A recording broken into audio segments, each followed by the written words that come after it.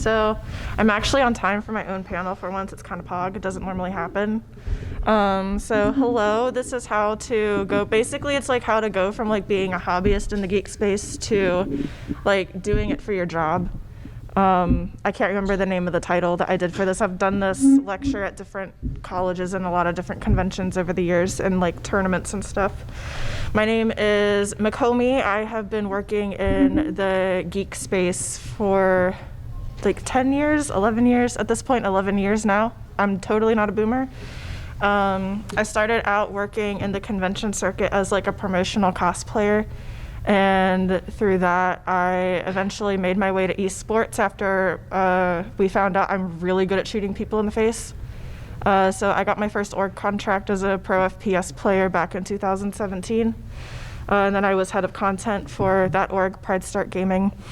I did that for a couple years, and then I took I retired for a couple years, and then I went into the corporate side of eSports, where I was a director of marketing for a venture-backed startup. And then after that, COVID, I lost my job due to that. And then I moved into the Valorant esports space, where I managed a couple tier 2 Valorant teams. And then I got peer pressured into making my own org. I did that. It was successful. You can look it up on Wikipedia, Hope Entertainment. That ended up getting bought out by the org I got my start in, Pride Stark Empire. And then I went back to my home as the chief compliance officer. And so that's what I've been doing for the past couple years. It's been really fun. And then I don't know her. I just he knew me before I started getting paid to do this crap. Yeah. He lies. I do all the time. He was like one of my OG photographers. Real talk. Hello, my name is Mike. Typically go by M. Dosick online. I've been in the geek space in terms of making money for about 10 years, I want to say.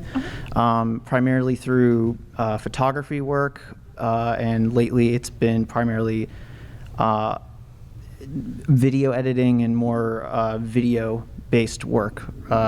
Typically I'm doing video edits for a couple YouTubers. One's mainly a music producer, and the other is a cosplayer, streamer, stuff in that realm. Typically I'm uploading VODs to their YouTube channel, taking clips, voice cracks are fun. Taking clips and making them funny, adding memes and stuff like that. And there's a few other knick-knack paddywhacks or whatever, but it's what I do to make money, and it's typically in the geeky, nerdy side of culture right now. He's also a published photographer. Why did you have to say that? Because it's impressive. You were published before like there were cosplay magazines. That's true. Like you had one of my things that we did, and like an art gallery. That's right. Okay, fine. I guess and, I'll toot my own horn. You've done other stuff with other people. Yeah. Okay. So I guess if I'm gonna do he needs this, to gas himself up more, I swear. So I've been featured on several notable websites. Kotaku did a article just about me. Nerdist has featured my work, some other sites. My work can be found in like a printed book. It's like 1,000 cosplay ideas that was done by Yaya Han. I have worked with notable YouTuber names, Mr. Creepypasta, Leon Hart. I've done a little bit of stuff with him. That Creepy Reading. Not in the geek space, but Simon Servitas, who I do a lot of work with, who's a music producer. The cosplayer I mentioned earlier is Autumn Ivy. I mainly do stuff with her. I'm sorry, them. And am I missing anything else?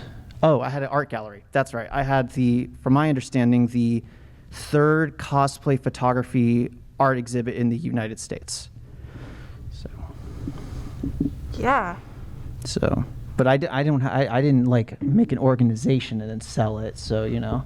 I mean, it looks good on paper, but you were a published artist before cosplay became mainstream, and that's pretty impressive. Yeah, that's right. I was in it before it was cool. Yeah. So like Like respect. we still got weird looks going to the local park. Like I remember the first time I came to meet you at your house, and we were both like baby weebs. Yes. And I was like, you want to shoot this Tsunade that I didn't even do proper photo shoot makeup for? It's true. But look where we are now. Follow your dreams. Yeah. We're living proof that anybody can do it. For sure. Can I borrow $20? Yeah, I got you. Okay. But so I kind of like asking the audience a little bit about like what you guys are interested in before I get into like specifics for this panel, because like there's so many different avenues that one can take to work in the geek industry. Especially like as it becomes more mainstream, like there becomes more like corporate infrastructure and stuff like that. So there's a lot more like traditional jobs in this space than like there used to be. So I'm gonna need some audience participation, okay? It'll make your experience better, I promise. So like how many of you guys want to get into like the game developer side of things?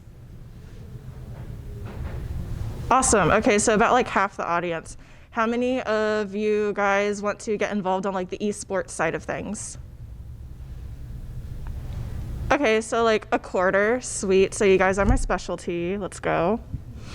Then how many people want to get into like content creation? Everybody, let's go. Okay, like what type of content creation? Cosplayers, any cosplayers? A couple, like a handful? So video game reviews, top 10 sort of things. That's all right, you guys. Like reaction videos or like strategy, like this is how, like, you know, this is how you do this thing in this video game. Like streaming. Yeah. Or like Streaming? Okay. Well, yeah, but like streaming can be a lot of different things. Like heck, you can stream yourself doing mukbangs and like eating food. Like, you know, streaming isn't just gaming anymore, which is kind of cool. Do we have any people who just want to be like digital artists or like photographers, video editors, things like that? Animation? Cool, Okay. We have a few of that. That's awesome. We have a pretty like wide group of people, but is it safe to say everybody's like predominantly interested in just like the gaming industry as a whole? Awesome, okay. So how many of you have gone to college and like graduated? It's okay if you haven't graduated. I didn't. I had to medically withdraw my senior year, no shame. Yeah, I don't have a degree either. Yeah. Okay, so like a lot of you have gone to college and graduated, which is like really awesome. You guys achieved more than I have. Like, would you say that your degree that you got was like in the career that you would like to have in gaming? This Okay. does not surprise me in the Yeah. slightest. Like, especially when it comes to like the esports side of things, like there weren't degree programs for esports specifically until like, I guess like 5 years ago. And there's still a very limited number of colleges that actually offer accredited esports degrees and stuff. So like, it's very hard. It was very hard back when like we were college age for that to happen. So, all right, so there are like so many different avenues that like one can get into the gaming industry. I like to touch on like just a generality, and then like if you have a question, just like raise your hand and we'll address it and like just keep going from there and see what happens. So I like to talk about like the pro gamer side of things. I had a whole panel on how to manage a team and go from being like a free agent or a free agent like support staff to being signed to an org. I had a whole panel on that on Thursday, I think. Thursday. But like the Cliff Notes version is like when you actually have to be good enough at the game to go pro. Like that is the baseline thing that needs to happen. And then you need to have a social media, you need to network, get yourself out there, enter into tournaments. And then you also need to be in the professional Discord servers and follow the appropriate like professional Twitter accounts. Like for instance, one of the big networking accounts for the Valorant community is like Hitbox Heroes, I think is what it's called, Hitbox Heroes. Like, he is a fantastic resource. He'll retweet as many like looking for a team or looking for player posts as like he gets tagged in, which is like a whole job at this point because like so many people are into Valorant esports. There are also like invite-only professional Discord servers. So I came from the Overwatch world. Overwatch. An example of like the Overwatch one is called like the Overwatch. It's a server with like all of the Overwatch League, all of contenders, all of the tier 1 orgs that have teams. in those servers, and then like tier 3 players and like other free agents where like everybody signs up for tournaments, they do scrims, they find players, host trials, things like that through there. And they have them for every game. Like there are Halo ones that I'm in, Valorant, Rocket League, Apex, you name it. There is a professional server that is moderated typically by either the developers themselves, the major franchise tournament organizers, or like a tier 1 org manage that, and you have to like get vetted in order to get into the server typically. You also have more stringent servers that are specially delegated to like tier 1 and tier 2 teams. Like there are a lot of very private, like invite only scrim servers in the Valorant scene where only like you can only get in if you are on a top 30 NA team. And like they verify it, like you have to get your VLR like verified and like your Spike GG verified and everything. But like you have to go through like that whole process and then like do branding and everything. If you want to learn more, go to my panel next year, I guess. Any questions on that, like esports side of things? There are like 5 people that are interested in esports. Yeah? Do you have any opinions on going pro at a team game versus like 1v1 games? Do you think one is easier or better? Yeah, I do have opinion on that. So in my panel on Thursday, I actually had an FGC pro talk about it because I'm mainly from the FPS. I do work in the FGC a little bit. I do stuff with Super Smash Con, you know, like the S tier Smash Bros event. Like I work with them every year. And then I shoutcasted. I haven't done pro work as like a player in the FGC, but I have a lot of friends that do. I think it really depends on your personality and why you're into esports. There is exponentially more money in the FPS scene because there are more consumers. So not only are the prize pools bigger for the first person, like the shooter games, also a lot of the devs back them, whereas, you know, like for the fighting game community, a lot of it is just like community driven prize pots, or like they're from sponsors. Like a lot of the times the devs, other than like the Capcom Cup, a lot of the devs don't really back. Like one of the champions for Evo a couple years ago, like grand finalist, he won $78 for his game. Like that was the grand prize at Evo for like one game, you know? So like if you want to go pro in the FGC, like you're going to have a day job. Like not everybody is going to be Hungry Box. Even like there are people who, like for Smash, for instance, because that's what I'm mostly familiar with, there are people who are like top 30 power rankings who like still have day jobs that are signed to orgs that are Twitch partners. And like they go and win like majors, but like they still have to have a day job to like pay their bills. Whereas like a lot of the FPS players, like when you get to that tier 1 or even sometimes tier 2 level, your monthly stipend from your org is enough to pay your bills. And then also your student loan debt. Like it just depends. I like team-based games a lot. I think the biggest issue is just finding a team that you mesh with, especially when you're in the free agent stage, because so many people that are into gaming nowadays, like they didn't do traditional sports, for instance, and so like they think, oh, we entered this tournament after a week and we lost. Wow, we need to roster change. Not like, oh, hey, we literally are not used to playing with each other and have zero synergy. Maybe we should give it another month. And so like I think that's one of the most challenging things in a team-based game, is understanding that y'all need to be patient with each other. Whereas like in the FGC, you're competing like 1v1, like you mentioned, and so like you can only blame yourself. You can't shift the blame onto other people. But yeah, that's kind of my thought. If I can touch on something you talked about, how like there's people who make like $78 for being number 1 versus people who are totally fine financially. So here's the thing, when you're making stuff online, like one of the questions I hear constantly being asked of like YouTubers and whatnot is like, how much do you make? You do not know. And it varies so much, because it used to be just ad revenue and you could make a crap ton of money just from that. Now that's really not the case, but people can make some money from ad revenue. But you know, how many times have we heard this video is sponsored by Raid Shadow Legends, and like, hey, they paid for my gaming desk. Thank you very much. Like that sponsorship. shill, Do not diss Shadow Legends. fake gamer girl. Any Whoa. case, but my point is that like it really does vary. I know people who have, like, if you saw their subscriber numbers, you think, oh, they're doing this full time. No, they're not. It changes so regularly, so suddenly. So like, I'm not saying don't try to make things a career or a form of income. Absolutely do it if it's something you really want to. Just understand, like, because this happens. It's one of those things where you can see someone with 7-digit subscribers.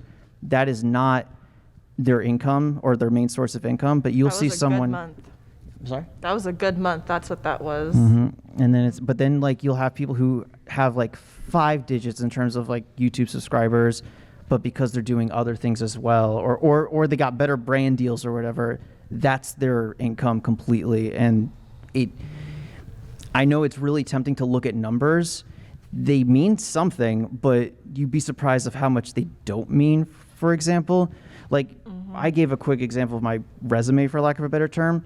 I only have one social media that has over 1,000 likes, and that's TikTok.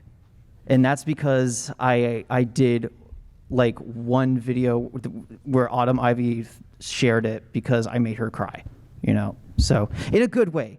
I was showing support, okay?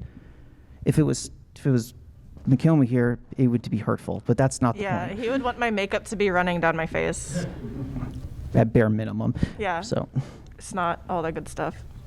But, and kind of touching on that even more, like even if you do see people that have a lot of Twitch partners, for instance, like you guys are aware of like the whole like Twitch salary leak that happened and everything for partners, and like a lot of them made a lot less money than a lot of people thought they did. So like, also you got to keep in mind a lot of people who are influencers, like, because everybody here basically mentioned that they wanted to be like a full-time content creator or like a content creator in general. So like when you do get signed to like these orgs, for instance, like in the gaming space, or if you do get picked up with a talent agency, for instance, in any industry where you have a talent manager, they take a cut. Like it's normally about like 10%.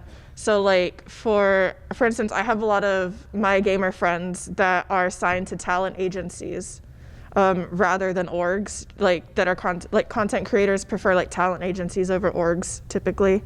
And the same thing with like other forms of the entertainment industry. Like one of my best friends is a news anchor and she has a talent manager and everything that like goes and tries to find like news person, whatever it's called, jobs for her. And like they take a cut of that. Like they do negotiate like a better deal for you and everything, but they're still getting a piece of like your profits off of that. The same thing for like orgs. Like if you become a pro player, most org contracts, you have to pay between like 10 to 20% of your tournament earnings back to the org.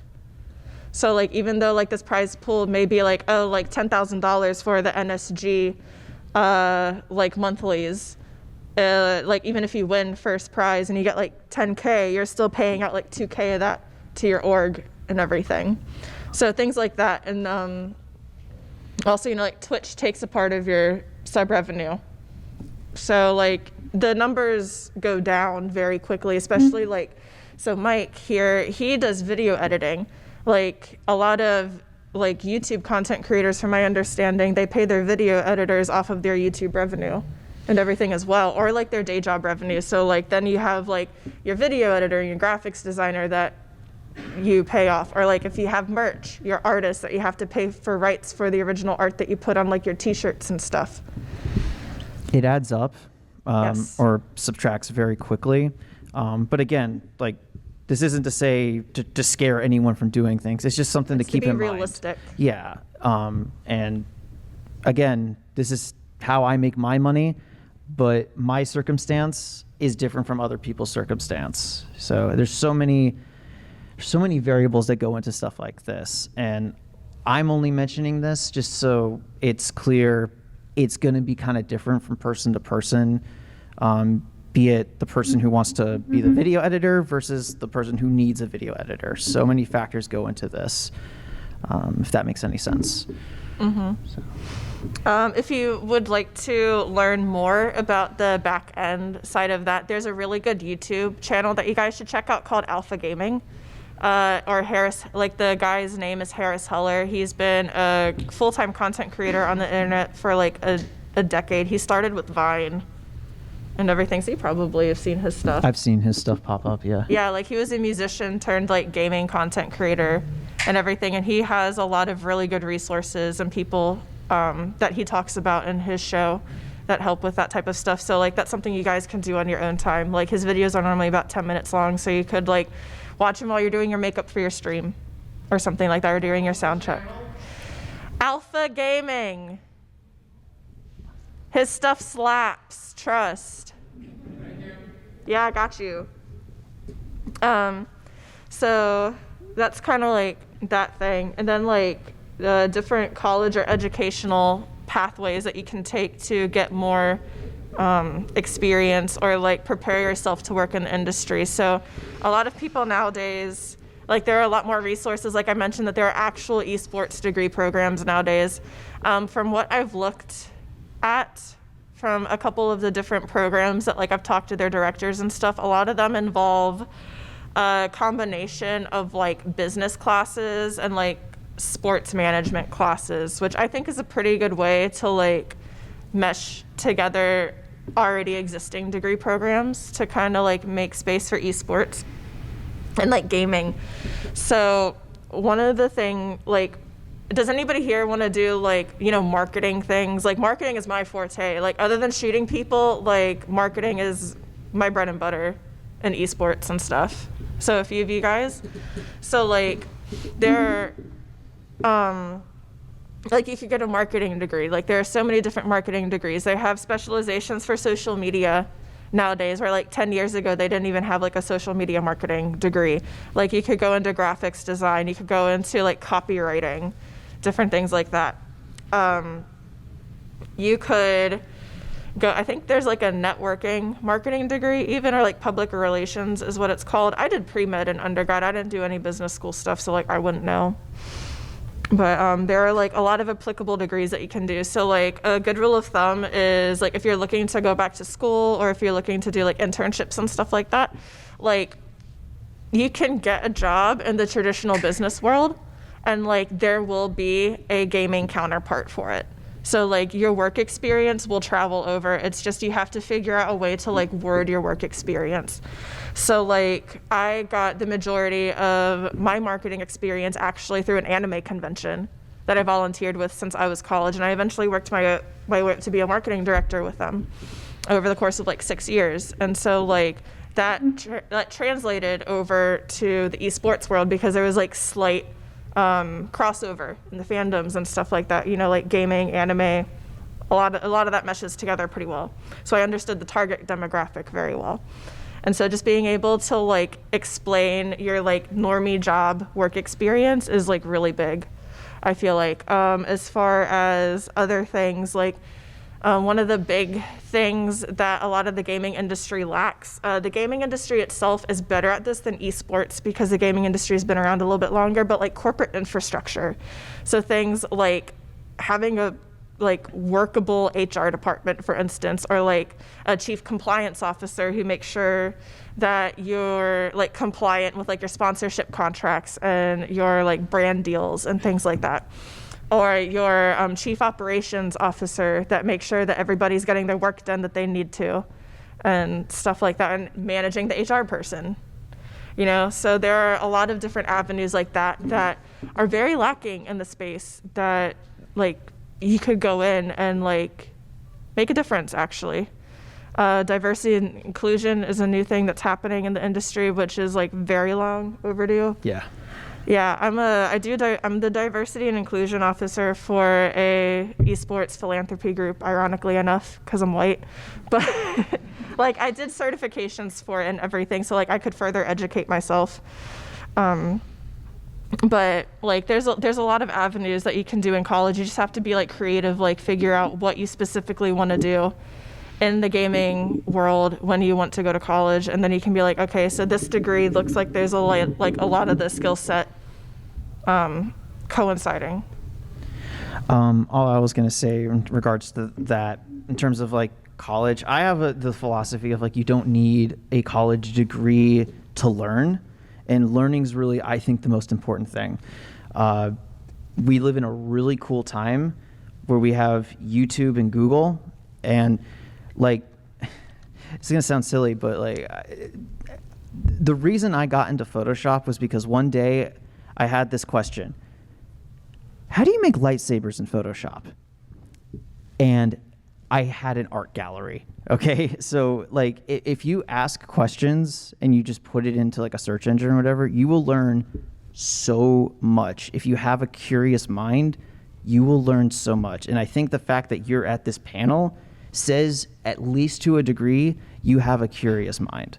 So to really ask those questions and really try to find those answers. I wish I could be a little more specific of like, use these search terms or whatever, but I think if you really That'd want be the a whole answer, panel exactly. would be like, this is what you Google for this. Right, but like, honestly, if it's, you would be surprised how asking the question of like, you know, how do I remove the HUD in Halo 2 in editing or something like that, like, there's an answer for that. There's some people ask these questions, and you just put in a search engine, you will find it.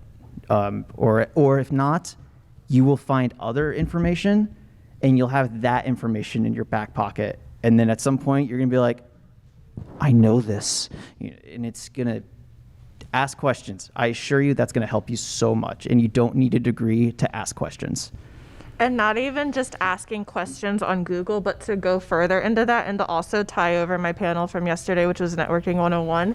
Like, if you have a social media and you don't know something, ask questions on your social media. People will answer. 1, you're going to learn something. 2, you're going to boost your engagement. It's a win-win situation. Before I started my apprenticeship in costume design, there were so many things that I didn't know about different costume design aspects. And there's still a lot I don't know. Like, I only specialized in like 2 things in my apprenticeship. So outside of I got like 2 looks, and that's it, basically, you know? Like, outside of that, I'm always going to be learning. And so I would ask, like, and you probably remember, I used to ask stuff all the time on Facebook. I would be like, hey, I know I have a lot of seamstresses on here. How do I do a French seam? Like, or random stuff like that. And then like they would DM me and like literally walk me through. And I had some people that would literally like pattern draft things for me, or like they would record a crappy little like cell phone video, you know, of them doing something on their sewing machine so they could show me if I didn't understand something. And like, that's not Google, but like still that's really cool. Like, not everybody's a jerk on the internet. I found out a lot of them are. But there are people who are actually nice. I if I can add to that, actually, kind of similar, kind of not, but the amount of, how do I say this? You would be surprised how far you will get, or like what can happen by simply sending an email or something along those lines. So I had years and years ago, okay, so I mentioned I was featured on Nerdist at one point. That happened. It was one of my like bucket list items, like to be featured. And then ADHD kicked in, and I didn't do it for months, and I was like overthinking it. And then one day I remembered, I was like, oh, right. I went to the website, found out who did those articles, sent an email, said, hey, this is who I am. There's some examples of my work. I'd love to be considered. The next week I was featured. Like, just asking, you would be surprised how often that will get you where you want to be, or even farther. Like, it sounds so simple to be true. I assure you it is. That's how I got my start as a pro gamer, actually, completely on accident. Like, no cap. Like, accidents get people places. Yeah, like, which I know sounds dirty, but moving on. You know, like, yeah, like in my case, does anybody here play Vanilla WoW, or did play Vanilla WoW? Great. Waywatcher is one of my best friends. I love you, by the way. And I didn't understand how influential Waywatcher was in eSports when I met him a few years ago. I met him as a photographer, actually. Like, I needed him to shoot something for me for like just like content online. And so like I met up with him and his ex-wife, and then we were talking, and then like we connected on Facebook and other social media, and I saw that he was like he got a bunch of new sponsors for Pride Stark and everything. And then at that time I already was starting to get invited to Overwatch tournaments, and I played in 2 tournaments at the time, and I placed second at both of them. This is before region lock, so international, yay. But I just reached out to him because I already had a couple sponsors at that time, like personally, for like my own content creation. And I was like, hey, like we're actually winning tournaments. Like we're placing second like in these, and I don't know what my next step should be. Like, should I try to get my personal sponsors to like now sponsor the rest of the guys on my team? Or should I like try to get others? Like, what should I do? And he's like, give me a week and I'll get you a contract. And I'm like, what? He's like, yeah, you can just join my org, I'll pay you. And I'm like, what? And so like I became a pro gamer through a literal Facebook DM. I mean, I had the tournament wins to, you know, qualify and like the rank and the statistics and everything. So like, I mean, I had the qualifications, but like it was completely on accident. And like sending a DM is surprisingly one of the easiest ways I think to get into like the gaming industry. Like it's kind of like networking is so important, I think, and that's why I did a whole hour-long lecture on it yesterday. Yeah, so the other photography I do a lot of is music-based. Typically, it's here at MAGFest when I'm doing the DJ block. If you see someone running around on stage taking photos, it's me, ya boy. That happened because I followed DJ Cutman on Twitter, and he made a tweet about like the DJ battle at the time. I think it was like in 2015, and I replied to it very innocently, just like, "Oh, I hope like what time is it? I hope I can make it. Maybe snap some photos, like just like as a spectator." And he responds going, "If you want, I'll get you an onstage badge." I've photographed the DJ battle / block every year since. Ask questions. You would be surprised how far you will get. And that was like an accident. I literally was not looking to get on main stage. And now if I'm not on there, people are concerned. Where is he? And it's again, it's the weirdest thing, but communication. Yep. And then another thing that I wanted to talk about, before I go on to the next like major bullet point that I have, like, does anybody have any questions on that stuff? Yeah? So if you could talk about a little bit about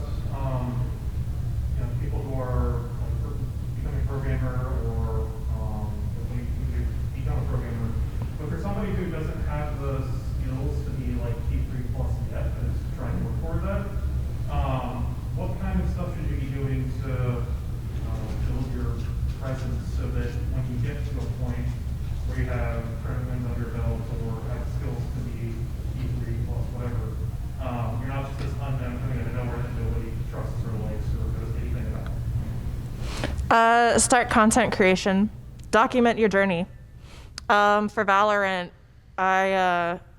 so after I did everything I did in Overwatch, because like, you know, there is no female Overwatch league or anything like that. Like I did what I did against dudes.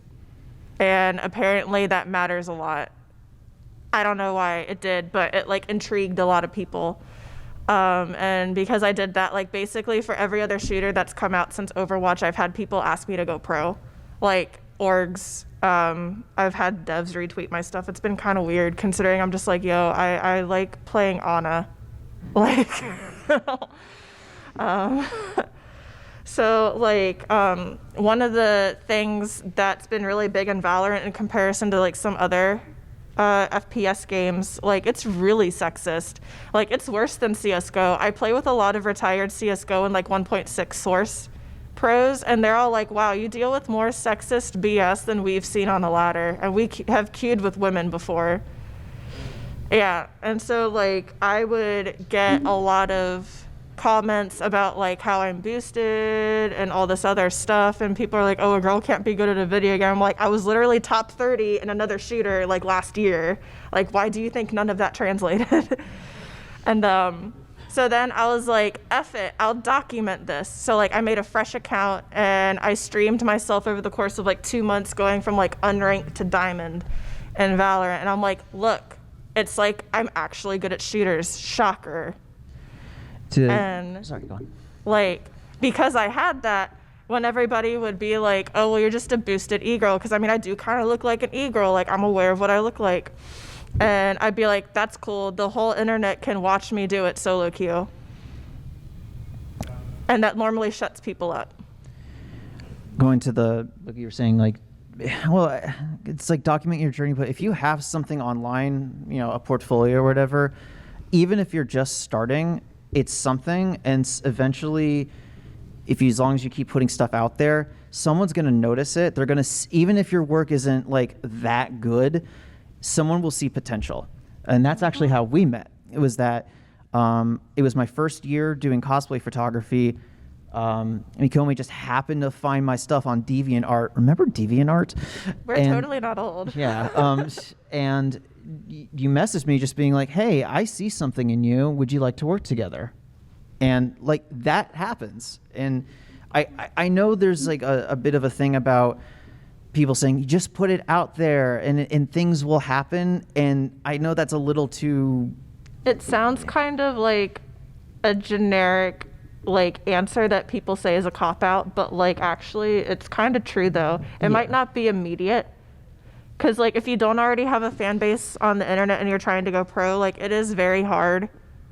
So that's why I suggest starting as a content creator. Like if you do have these pro aspirations, like you need to get your content started. Even if you are already good enough to be pro, either as like a player or like a support staff, like a coach or something. I have friends that have been pro players, like verified on Twitch and everything, like partnered, and who have played or coached on tier 1 orgs who have lost opportunities recently because they didn't have the social following that like another applicant had, even if they have like the same qualifications, or if like you may be more qualified. If you don't have the social clout, sometimes you'll lose a job, which is something that I personally don't like about the industry, but it's kind of like how it is right now. Yeah. So, and just to be clear, that's not to say post something and then don't do anything to help get it to people's eyes. You need to do a little bit of pushing, you know, understand who is this audience for, but like really just put stuff out there. And as long as you're putting stuff out there, if you keep at it, eventually something will happen. And you may not even realize it when that thing happens. But if you're not putting anything out there, then nothing's going to happen. Which segues into the third point, which is marketing and branding for yourself. Oh, yeah. Yeah, that totally wasn't planned. This is not a paid actor. But, no, it is not. yeah, so marketing and branding is actually like hella important in the, do you want to just hear? I know what I'm talking about. I've done this before. Well, like this is, it is a lot more important than it used to be in previous years. So like I've been surrounded by people who have been working in eSports since like the beginning. Like even outside of the people who have been working for Pride Stark, which is an org that was around for about 16 years, mind you. It started in 2004. Like I know other people who are like pro Halo players back in like Halo 2 MLG or like 1.6 Source for Counter-Strike, and like my old my co-panelist from Friday, was it Friday? No, yesterday was Friday. Thursday, he was in the fighting game community since like the late 90s, back when like before they even did like the garage tournaments, when they were all still in the arcade, like on the actual arcade systems. And so like I've been surrounded my entire career, luckily enough, by like people who have been like older and like they have wisdom. So I've been able to learn a lot through others in my network. But like back in the day, like, and even back when I got my start, like about 5 years ago, like winning tournaments was enough. Like they didn't care about like who you were as a person. They didn't care if you had X number of followers or if you streamed X number of hours a week. It was like, great, you're winning. We like winners. Companies like winners. They want to endorse winners. So like then you would get contracts. Whereas nowadays it's like, oh, you win tournaments, but do you win all of them? Because you probably don't statistically. And even then, like if you don't like have a large enough audience to even make up the cost of the products that we're going to give you for free, like it's not really worth it for companies to like, you know, sponsor you and whatnot, because they're less ambivalent nowadays and they're more profits driven and like cost versus like return on investments or ROIs. So branding and marketing yourself is super important, especially like for people who are looking to go into like artist work, like animation, art, video editing, things like that in the esports and gaming industry. Like I've seen people get job offers from like Riot, for instance, because like they had artwork, like fan art from Riot that like of a like League character or a Valorant character that like went viral. Or I've seen cosplayers get dev contracts where like they buy out rights to a photo, so like they can continuously post that photo like a certain day of the year. That actually happened with one of my panelists from yesterday, like my co-panelists. So there's just like having your branding and marketing is like super important. A lot of it depends on your own personal tastes. Like I think that one of the big things that you need to do, which is like it's another like it's a blanket thing, but making sure that you have like brand continuity across all social media platforms. So like something that I actually am having an issue with right now on a personal level with my branding is I quit streaming Valorant earlier in 2021 after I did my like unranked to diamond series because I got burnt out from it. The esport, just being a pro gamer is extremely toxic in and of itself. And after doing it for a certain number of years, I just got burnt out. So I quit streaming that and I turned into a Pokemon streamer. So I shiny hunt now. And I actually like myself, it sparks joy. You know, differently colored pixels, they make me happy. And so I've been doing that on Twitch and it's been going great. My community has been growing. I'm able to interact with people a lot more than when I'm staring at a screen screeching at my teammates to stop feeding. But I didn't switch over my other social media appropriately. Like you will see my TikTok stuff. It's all Valorant still. Because I play Valorant off stream with my friends because I want to keep playing with my friends, and I keep posting frag clips because I'm a walking highlight reel. But like then those people from TikTok, like all the new fans from TikTok from my Valorant stuff, come over to my stream and they're like, why is this person playing the Diamond and Pearl remake? We came here for Valorant. You went viral on TikTok for Valorant. Why are you not playing? I'm like, I like mental health. And then they're like, valid, but we're not gonna follow you now.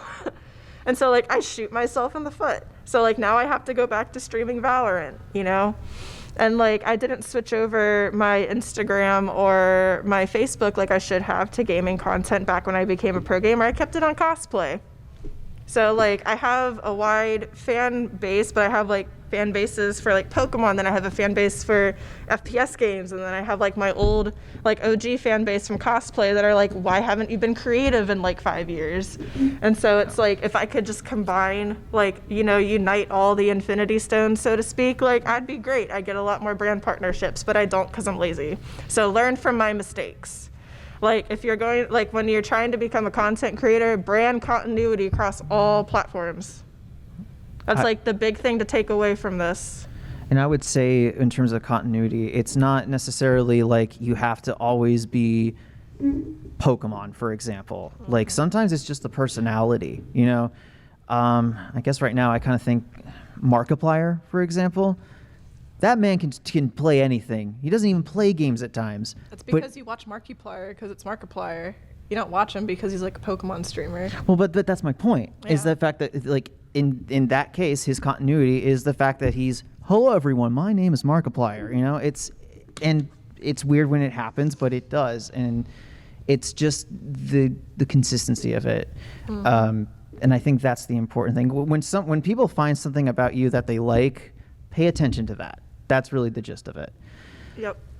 So. That is something I'm also really bad at because I hyper focus too much on my gameplay, especially when I'm playing like shooters, because it was my job for so long that like I had like zero personality as a streamer. and everything. Like I had very high level gameplay, but I wasn't like entertaining to watch as I did it. Like you could watch the same thing on YouTube, you know? Like if you're trying to do like live streaming content, like one of my moderators described it really good to me actually. What makes your stream different than a YouTube? Like if you're only going to be live like 1 to like 3 days a week, it needs to be something special. Like there needs to be something special where the people feel like your viewers feel like they're like they have to go see it. Like, you know, back when we were all growing up and they're like if you missed, you know, Friday Night Teen Titans, you had to wait a whole week for the new episode. Like you want to have that type of vibe for your live content on the internet. So then like you make like that'll help your like CCVs or like your concurrent viewers like stay high. It'll also like help build your community and everything. Like back when I was a better streamer than I am now, like I had people who would literally plan out their weekend plans to make sure that they could make like my Saturday night stream, because like it was so like community based and everything. And so like you want to aim for that as a content creator for like live streaming content. For sure. Like when I edit so clips, squeaky. it is squeaky. I'm like, what is this? Focus. So it's what was I saying? Damn it. Sorry. We're both easily distracted. Clips. I edit clips for Autumn Ivy. Okay, so like those clips are heavily edited. Like I put in cartoon sound effects, animations, you know, stuff like that. That doesn't happen on stream, but I use the stream to get that footage, and that kind of gives a sense of like what's like to give you a taste of a certain aspect of it. And what I'll also do is like I'll use parts of the stream where like the chat is talking to Autumn, and that kind of entices people to maybe want to check out the stream as well. Because here's the thing, streams are interactive, and I upload VODs to their channel, Autumn's channel. It's not the same. Like you're just watching something that already happened, but to be there when it is happening and to entice people with like little clips that maybe are over the top, but they catch your eye. See where I'm going with this? If not, I'm so sorry. You're explaining it better than I feel like I did, so Sweet. I get where you're coming from. Well, I mean, I'm not an e-girl, so. Wow, thanks, bro. You're welcome. That's the highest. That's sarcasm before someone tries to come at me, all right? All right. Yeah. We've known each other for over a decade at this point. Don't say it. I know it hurts. Don't say that. It hurts. So But yeah, do I have any questions about marketing and branding? Yes. So earlier you were talking about networking, and I missed the earlier panel, but I was wondering if you're just starting out with your content creation or career in eSports, what are some quick tips that you can use to give yourself more exposure and create a larger following? So, do you do team-based games at all? No, just single. Oh, so like FGC or? Yeah, I do fighting games, mostly some racing games. Okay. Do you run sets with anybody? Say again? Do you run sets with people? No. You need to start running sets with people, my guy. Make friends. Like that's literally it. You just have to like make friends. So like, I'm coming from a team aspect, but like there are applications that you can do for single player games as well. Like my first tournament team for Overwatch, I got invited to a tournament because I beat one of the tournament admins in ranked, and he was like, "Wow, you literally slapped me. Like, you should come play in this tournament." And I'm like, "Okay." He's like, "Yeah, I don't know how." And he's like, "Well, you can just be a free agent." And I'm like, "Could I get a team together of like friends and stuff?" He's like, "Yeah, you could do that if you wanted to, but it might be better if you're a free agent." I'm like, "Word, the power of friendship. That's what I'm gonna do. I'm not gonna listen to you." And so I got literally people that I played ladder with, like randoms I've met who are like, "Oh, hey, you're not a toxic POS. I like you. I'm gonna add you as a friend." And then I had like an IRL friend that, like my IRL friend's little brother, actually, I played Overwatch with, ironically. And so like then I got him on my team. And we did our initial team organization through like a Snapchat group chat.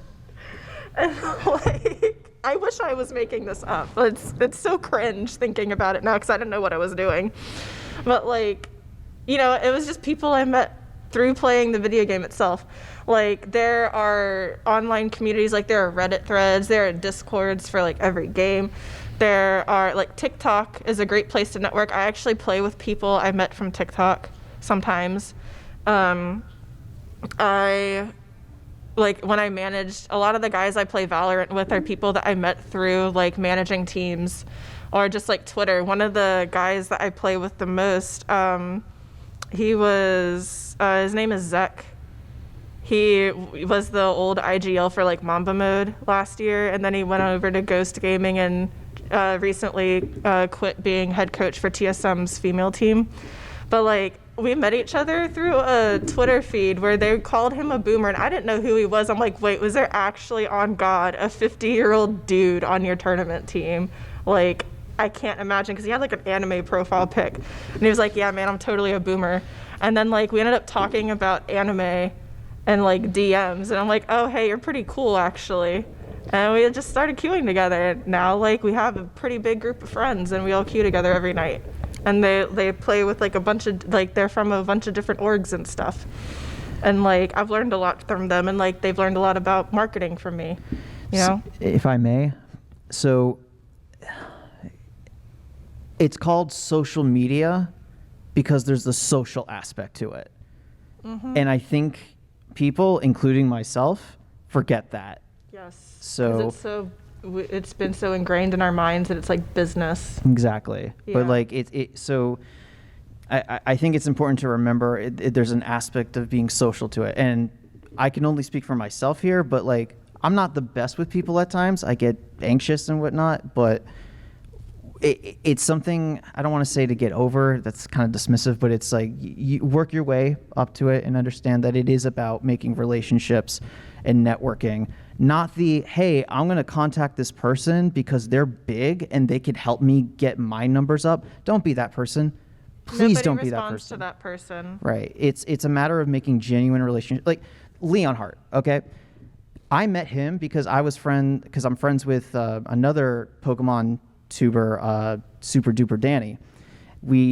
I was hanging out with her at Pokemon World, and we met for dinner or lunch, food, and these two people sit at the table with us, and I'm like, I'm Mike. What's your name? And he goes, oh, I'm Leon Hart.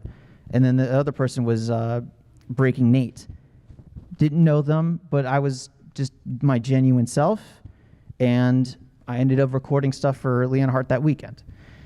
I know we're running low on time here, but No, finish your story, and then we'll just do Q&A for the rest of it. Okay, so here's the thing.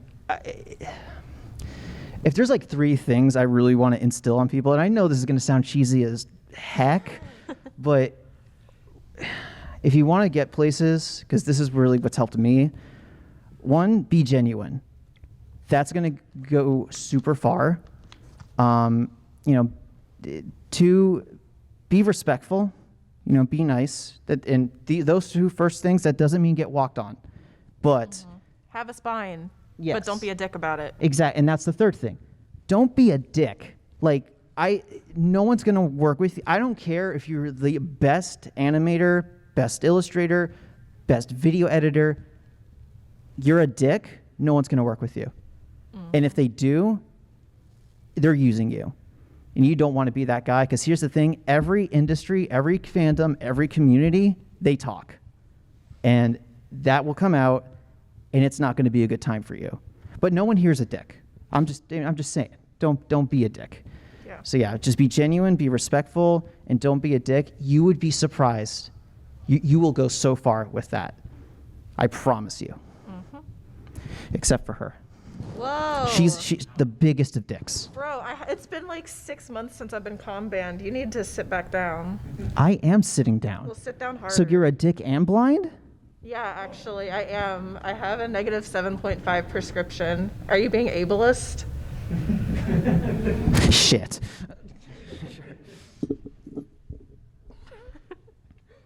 We're friends, I promise. We really are friends. We're just very dry with each other. Exactly.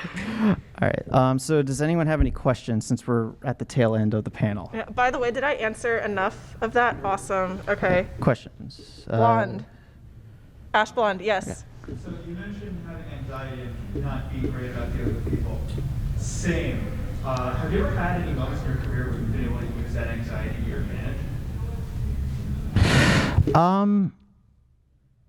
I think that goes back to being genuine. I'm very open about my health. So put this out there. So I have like 6 mental disorders, including bipolar 2, OCD, ADHD, etc. I'm very open about that aspect of things. And I think they're for lack of a better term, the right people when I talk about it and I'm upfront about it, they have a lot of respect for that and thus are a lot more accommodating, and especially when they see like the final product. Like I take a while to do certain things, but when you see the final product, be a photo or a voiceover or whatever, it's always like the holy shit moment. For example, so when I worked for Simon Servita, this is going to sound so terrible, but it's kind of amazing, but also terrible. He put out a call for an editor. I emailed being interested. He said, here's your test, essentially, which is you edit something. And he ended up talking with another person. And when talking to this other person, he goes, I think you're going to be the guy I hire. On the end of the call, he checked his email one more time. That's where he got my entry. He immediately responds to me. We talk and he goes, you're going to be my editor. So then he had to backtrack to the first guy, be like, so this is going to be awkward. Like, and the thing is that like nowadays, where was I going with this? Remember what I said about anxiety and mental health and being able to be open about it Yes. and like use it for your advantage. Yeah, Simon understands that like I have these things, but he sees the final product and he's like always happy with it. So not only I think it's mental health is important to talk about, but just being genuine, again, it's going to take you very far. Like that's it. We're having this conversation because I said I deal with anxiety, and that's an issue for me at times. So, there is a level of, you can be too open about things, but don't be afraid to be genuine. Does that answer your question? Cool. Also to go over, expand on that a little bit further. So I didn't talk about it. I'm also pretty open about mental health and everything. I was dealing with very severe postpartum depression, for about 2 years in my, when I was a professional cosplayer. God, I hate saying that, but professional cosplayer, I just feel like, because you're not a professional. Anyways, never mind. So anyways, when I was doing that, I had really bad postpartum depression. And then when I got over that, it developed into clinical depression. So I've been on antidepressants for at least the past 5 years. And I'm very open about it. And I've always been very open about it online. I also have adult onset diabetes because of genetics. I have a couple different genetic disorders with my eyes, hence the blind joke. And then I have some other things. I have severe anemia to the point where I faint every day. And I talk about all that stuff on the internet, but because I'm so open about it, and my community understands that they're not going to get any judgment. I have a lot of people in my community who deal with chronic illness or who also suffer from depression, or they suffer from ADHD or other mental disorders and stuff. And so a lot of the times on my streams we'll have open dialogue. I have a regular who's been he's been in and out of chemo for cancer and everything, and we just talk about it, and it's not weird. And so I think that being if you're open and you're comfortable about being open, you shouldn't push your own boundaries, but it can also not just be an outlet for you, but it can also be an outlet for others, and just create positivity, I think. For sure. Any other questions? You think you had one? Yeah. Yes. How would you say, I know this pertains a little bit more to the more traditional business side, maybe the game development side, but there's a little bit of a stigma that you have to go out to LA or San Francisco to make it in the game industry, or one of those kind of clubs. I have put on pants for work twice since COVID. Yeah, I was just about to say, with COVID, obviously that's starting to shift with the remote world, but what's your guys' kind of take on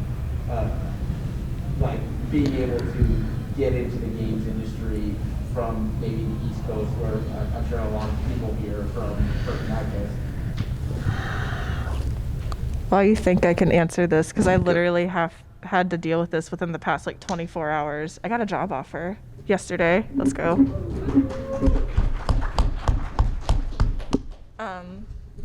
But so supporting staff for like, are you talking about exclusively like tier 1 orgs or like game developers? Yeah, I was like more, cause I do a little bit of marketing, so for my personal job, so getting into more traditional jobs with organizations or industries, or Okay. even from a game developer side kind of thing. Yeah, so the higher you climb on the corporate totem pole, the more important it is for you to be on location. One of my friends that I queue with for Valorant, he was a social media intern for Dark Zero. Their headquarters is based out of Vegas. He lives in Michigan. He didn't have to go there for like the entry-level position. For like entry-level positions, half the time you don't really need to be there. Certain game developers do require people to be like at their headquarters. Like one of my friends was offered an executive level position at Riot a few years ago, but he had to turn it down because he had to relocate to West Coast, and like his family, like his kids were in school, like they couldn't do it. And like same, like a lot of the game developers have offices in multiple different cities. Like it's not just West Coast. Like Epic Games, the creators for like Fortnite, they're down in Apex, North Carolina. It's like one of the Raleigh areas. Ubisoft has a studio there. Blizzard, cringe, but they have a main office down in Texas. You know, not just like the headquarters in Anaheim. A lot of the game developers have offices across the country and internationally as well. So like, you don't necessarily always need to apply for the job in LA. Also, like if you want to just like try to get your foot in the door, like with orgs, a lot of the times you don't need to be on location.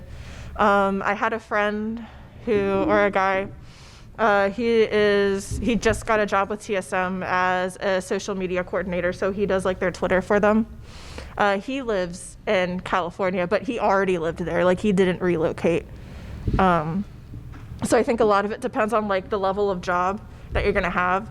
Also, like as a player, a lot of unless the org is going to provide a team house for you, you don't really need to relocate. Like Tens doesn't live in wherever the Sentinels team house is. He lives in Canada with Kaide, you know? I can't speak to like traditional jobs, I guess you would say. What I will say is that Simon lives in Vancouver, BC. Autumn lives in the middle of nowhere, Arizona. Like, you don't need to be in the same location. Depending on the job, sometimes you do, sometimes it helps. But like Bernie Burns, who, for those who don't know, started Rooster Teeth, was so adamant about you don't need to be in like LA or this other place. I mean, they started Rooster Teeth in Texas, which has grown since then, but the point still stands, especially when it comes to online creating. It is not a requirement. It can help, but I think it's less about the location and more about the support system. Mm-hmm. And having a support system in person can definitely help. It's something to look into. But again, if you have a decent internet connection, gosh, you can do so much, so much. Yep. Are we over or? By 4 minutes. I'm sorry, do we need to leave? Okay, cool. Okay, so Awesome. one more question maybe? Yeah, like one more question. All right. In terms of content creation, what are some tips for balancing the many aspects of it, streaming to recording, editing, illustration, graphic design? This was part of my job description recently. I got this. Okay. Okay, so like balance is key, obviously. I like to look at content creation kind of like a circle. So unless you're already partnered and like your live streaming is like a large part of your income, I wouldn't put the majority of your time into live streaming content. It's kind of a time suck. So I stream, and I suggest the people who have been on my org stream teams, because like I managed them for the past 2 years. Like you stream like 2 to 3 days a week. I like to stream about like 10 hours a week. That's for the people who like aren't full-time streamers for their day job. Like 10 hours a week is normally pretty good. And then I have 2 days a week where I edit videos for TikTok, and then I get all of my weekly TikTok videos done in those 2 days. I spend about like 1 to 3 hours a day doing that. My edits are nowhere near as good as his, but I'm also not a pro video editor, and it's okay. Then while I'm also doing those, I will do makeup, and I'll take like photos and like change out my outfits and stuff like that for different social media posts throughout the week. I will also, like, you can recycle TikTok content a lot, which is one of the things that I like a lot. Like, you can use that to like supplement other social media platforms. I need to get better at it. I'm lazy, like I mentioned earlier, and I'm also depressed, so that doesn't help. But like, you can take your TikToks and you can post them on Instagram, you can post them on Facebook, you can post them on YouTube Shorts. If you're trying to get monetized on YouTube, for instance, like your YouTube Short watch minutes actually count towards the watch minutes you need in order to unlock monetization, which is pretty cool. So if you started on TikTok first, you have like a pretty good pool of content that you could use to like swap over to YouTube. I would say it's, how do I say this? So I with the disorders that I got, I have to kind of work fast because I'll get like super tired super quickly. So finding ways to automate things is a huge help. So, you know, maybe finding a program that will automatically send your tweets for you throughout the week, or Instagram posts, whatever. Hootsuite is a good one. It's pretty industry standard. You have to have a monthly subscription for it, though. Yes, it is an investment, but something to consider. Finding ways just to save time. So for video editing, to keep a long story short, I actually went into Premiere and I screwed around with the keyboard shortcuts, and it is so rare I have to move my left hand off of the keyboard now, and I do the majority of my edits with that. I do have an MMO mouse as well, so I have like the 12 buttons on the side. That helps too. It's a little bit of a time suck at first, but oh my God, does it help. So the point is, automation, doing things faster, like, helps, but don't mistake faster. You want it to be faster, but you don't lose quality. Yeah. Because, you know, I could edit a video in 10 minutes. It's going to look like ass. You know, it's just finding ways to cut time and still have the energy to do other things. And don't be afraid to ask for help. Sometimes it pays. Like I don't want to get too into detail with this, but like doing stuff for Autumn, I do stuff for them because it takes stuff off of their plate. So, and granted, there's a bit of a business side to this, but it's okay to ask someone like, hey, can you take care of this for me? You know, because I don't have the spoons for this. For those who don't know, saying you don't have enough spoons means you don't have enough energy. But yeah. Yeah, very much that. Like, I got a little bit overwhelmed on my own personal content creation for a few months. And my moderators were like, you could literally ask us to do this for you. Like, we are your moderators. We're supposed to be doing this for you anyways. Like, you're just so self-sufficient. We thought you didn't want us to. And I'm like, oh my God, save me time, please. Yeah, definitely give yourself time to just be. Like, you don't have to be. I know everyone talks about hustle culture. Shut the fuck up. I don't care that we're recording this, okay? Like, like, you need time to be and not be wrapped up in work and stuff. And I understand the lore of it, but like, no, really, take time to play a game just because you enjoy that game. You don't have to record it. I promise. Yep. So. Are we still good on time, or? Okay, so that's about it. Yeah, that was our panel. So thank you for coming. Thank you for coming.